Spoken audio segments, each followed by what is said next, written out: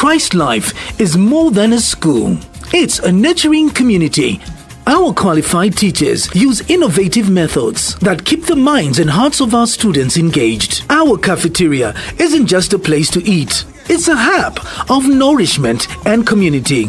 Our sports activities are always filled with fun and creativity that promote teamwork and confidence in every child. With access to the latest educational software, learners are prepared for the digital age with confidence and creativity, empowering students with skills in and out of the classroom. Swimming is a life skill that is cardinal for survival. Our ballet programs teaches more than just dance. It installs grace, discipline, and expression. The heart of knowledge builds in our school library with a wide collection of fiction, non-fiction, reference material, and digital resources. Our school offers exciting and safe playground facilities for both ECE and primary students. Safety is our top priority, and our drivers are carefully selected for their professionalism and commitment to the well-being of our students. At Christ Life School, we believe education is not just about passing exams. It's about preparation. So, if you are looking for a school that feels like home, where your child will be known, loved, and challenged to reach their highest potential, then Christ Life School is the place.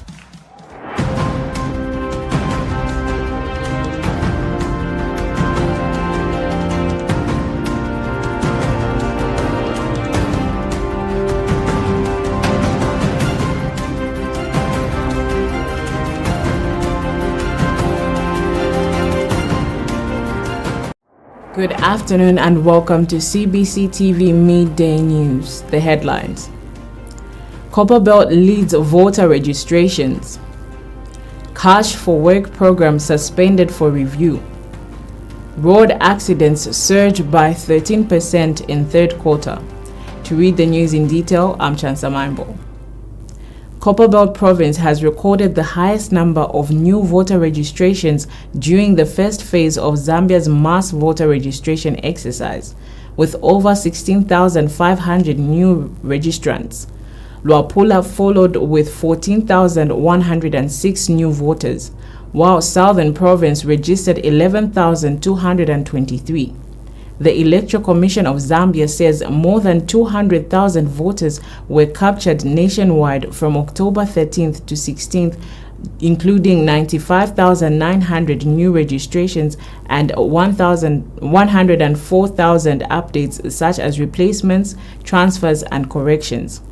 Chief Electoral Officer Brown Casaro urged citizens to rely only on official ECZ Plus platforms for verified information, warning that spreading false statements will attract legal action.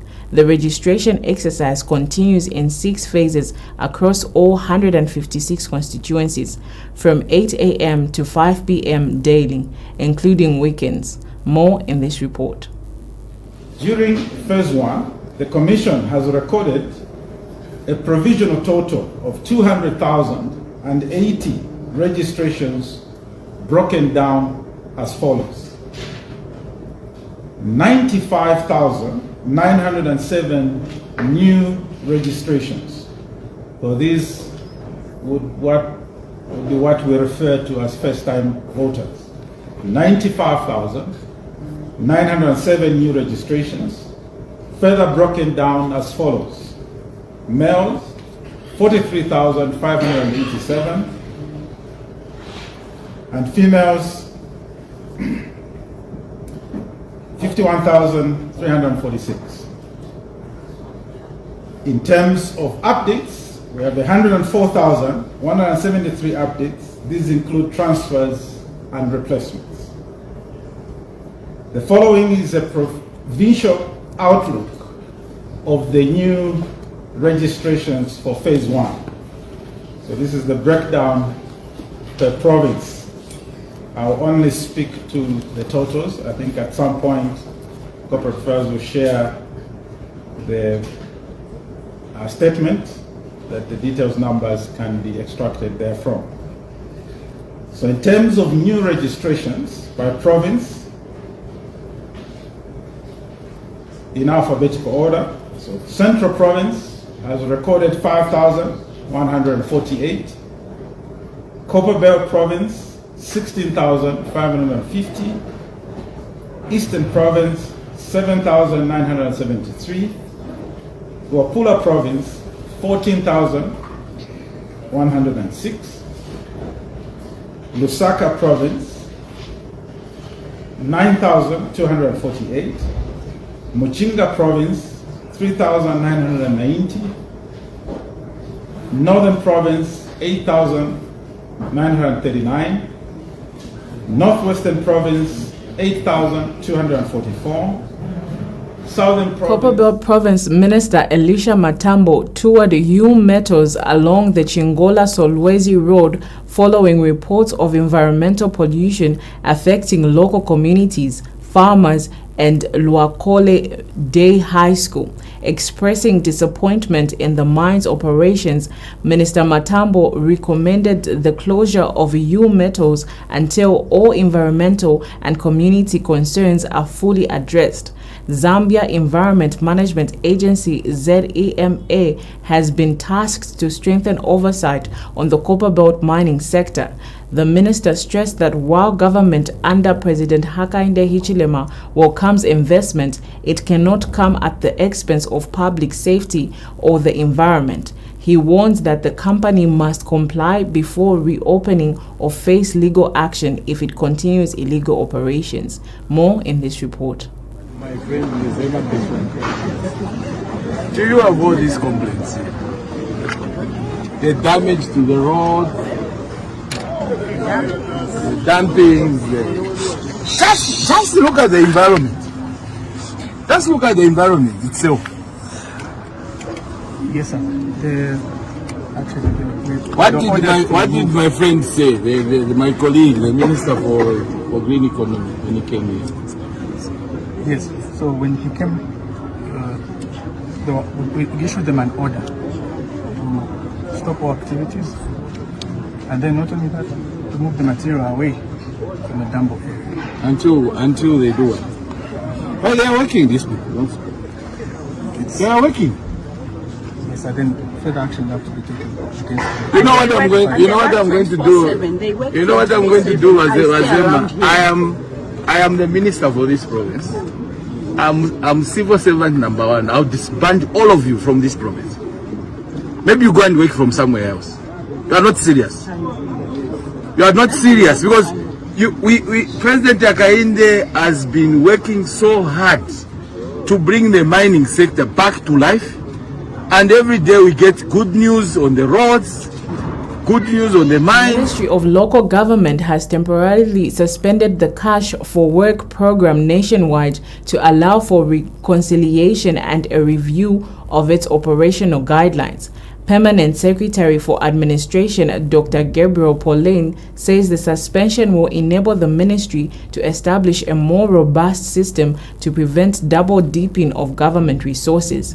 He disclosed that the ministry has an outstanding balance of 23 million kwacha in unpaid wages, adding that funds have already been allocated to clear the arrears.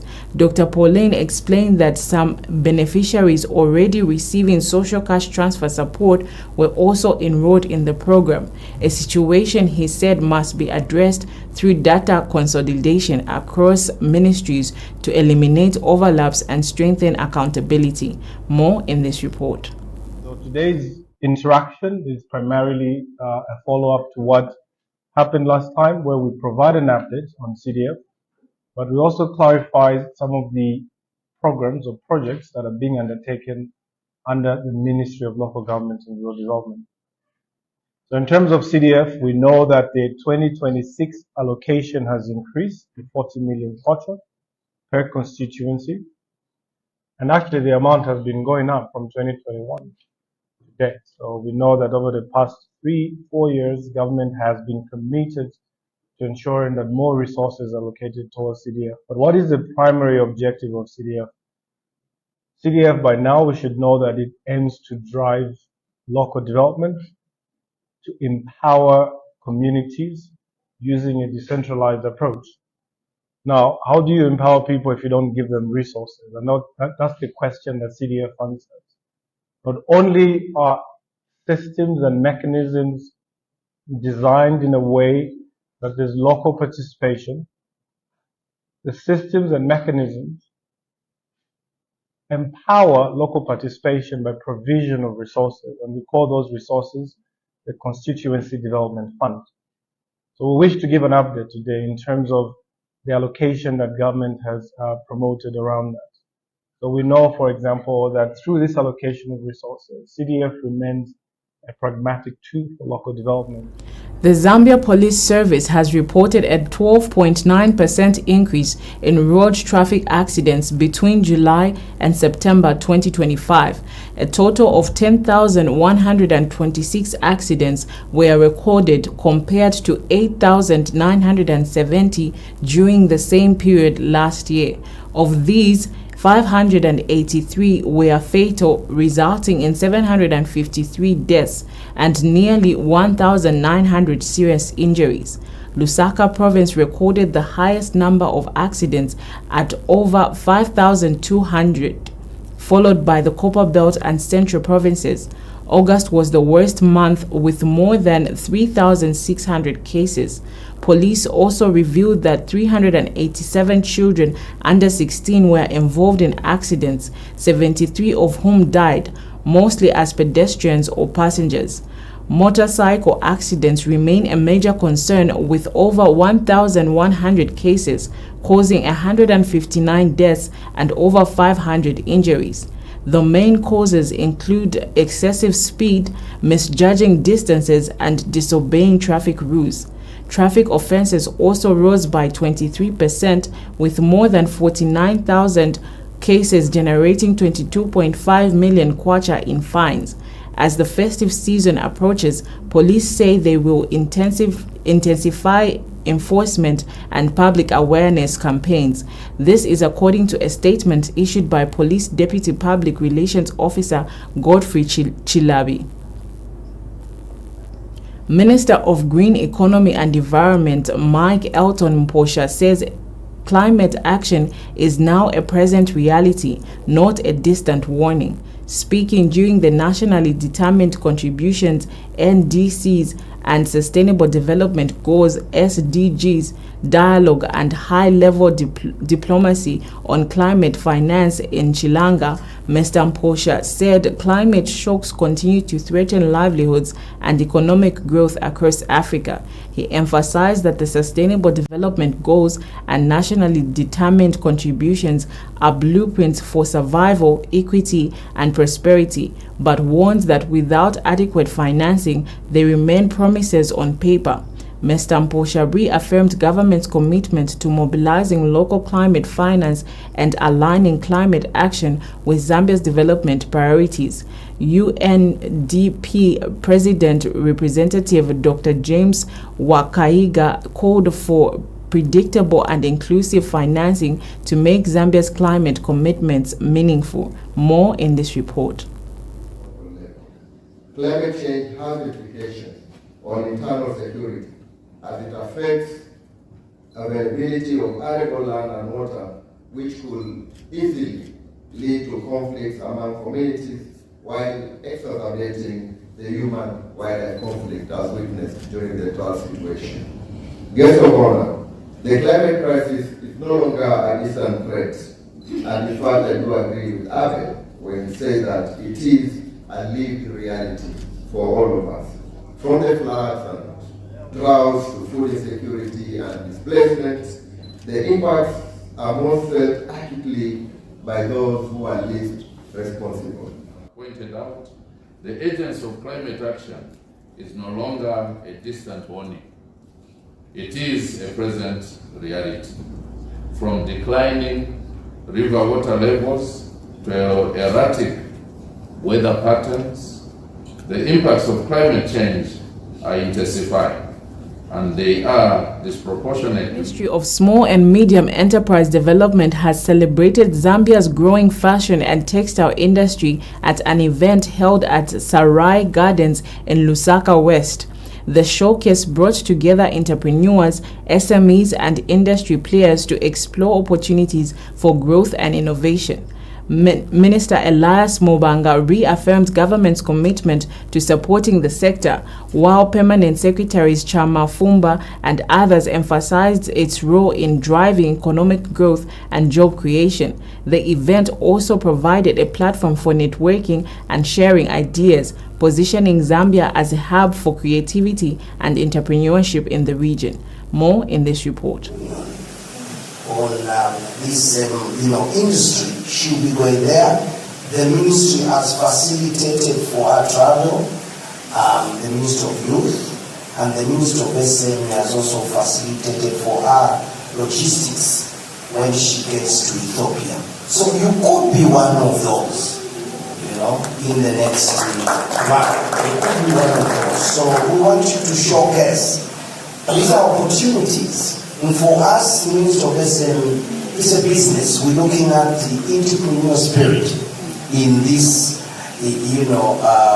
design.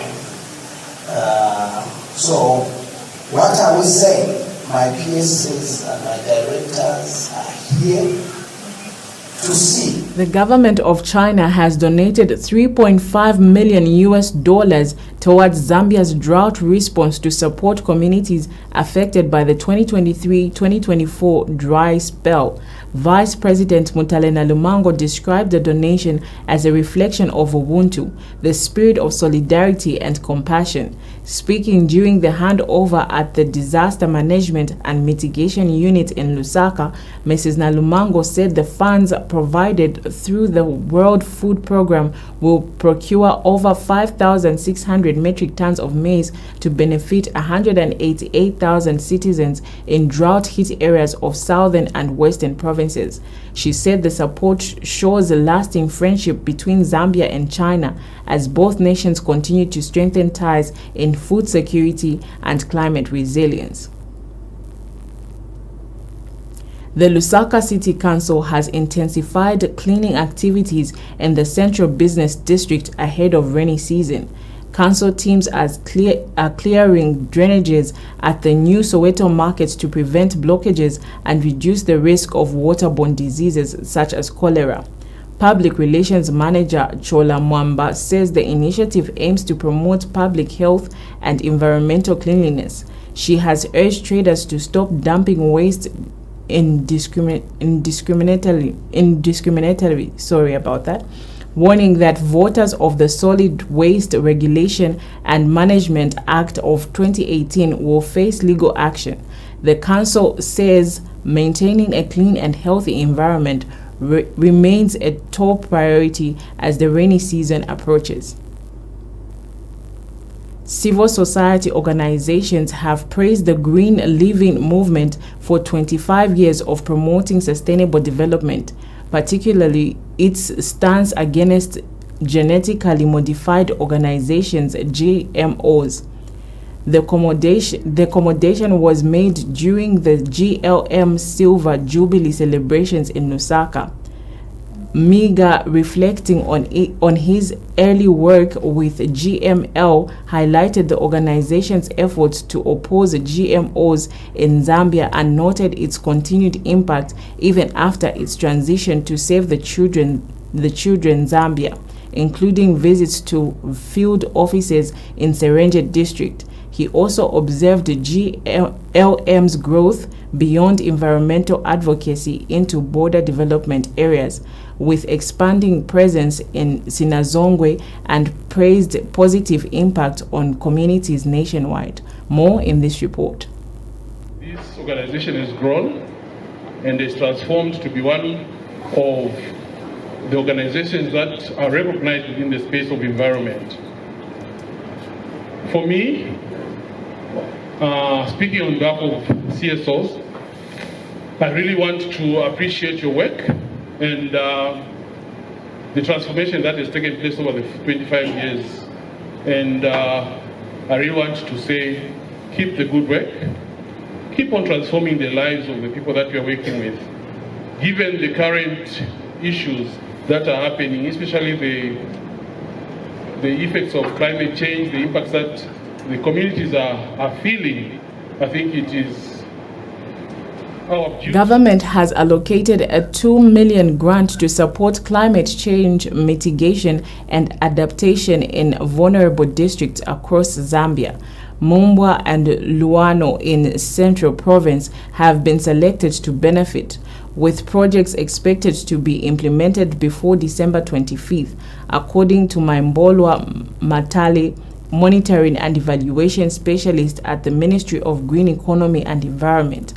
Dr. Milna Mwanakampwe, Central Province Permanent Secretary, highlighted the province's inconsistent rainfall, noting that some areas experienced heavy rain in early December, while others see none in January. He emphasized the government's commitment to help communities manage these challenges through local initiatives, including water harvesting and other climate interventions. Dr. Mwanakampwe also pointed out flood-prone areas in Mumbwa, such as Namocheche and Shatele, which are at risk of cholera outbreaks. He proposed installing waterborne toilets to prevent contamination of drinking water, and stressed the importance of providing citizens with access to clean water separate from animals. More in this report. So what we're providing are small grants, a government-sponsored initiative. This is government funds, taxpayers' money, 1 million for each district that's being allocated to showcase different climate mitigation and adaptation projects to target the most vulnerable communities in the selected districts. What are some of the climate change challenges that you are facing, and how can the ministry assist you? We have this grant available of 1 million per district. It's a small grant, but we know we can still have a big impact on the ground. So we have 1 million available for each district, and we have 2 districts for each province, which makes it 2 million for Central Province. So today we had an engagement facilitated by a provincial planning unit, where we got to meet with the different technocrats from water, from forestry, from fisheries and livestock, and really just get input and insights into some of the challenges. We take a break. On the other side, join me with sports and international news.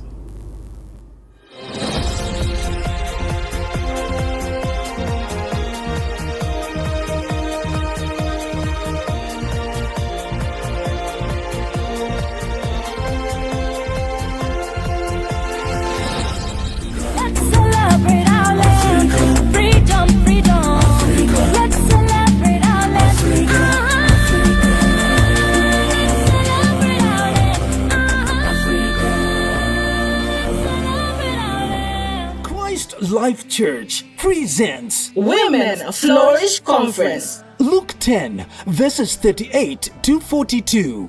Theme: at the feet of the Master, the woman after God's heart. Dates: 31st October to the 2nd of November 2025. An amazing time to share the word from Friday 13 to 17 hours, Saturday 8 hours to 17 hours, Sunday 8 hours to 12 hours. Simply call the hotline on +260 9780 11790. Host Dr. Ngoma Chela. Guest Pastor Martha Chishimba. Guest Pastor Catherine Sheila Mulea. Guest Pastor Favor Moses. Pastor Libby Mwale. Speaker Mildred Mutesa. Come through to plot number 4, Zambezi Drive, Ibex Meanwood. Women Flourish Conference.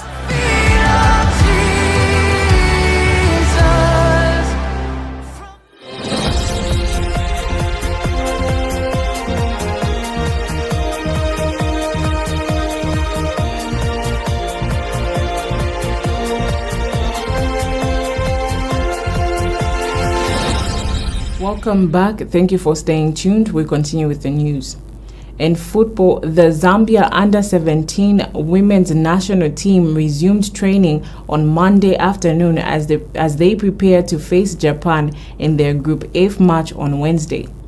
The Copa Princesses suffered a 2-1 loss to Paraguay on Sunday, but are now focused on bouncing back in their next game. Recovery training took place at ASFAR football pitch in Rabat, Morocco, as the team gears up for a crucial clash. In international news, we monitor the BBC. The Louvre in Paris has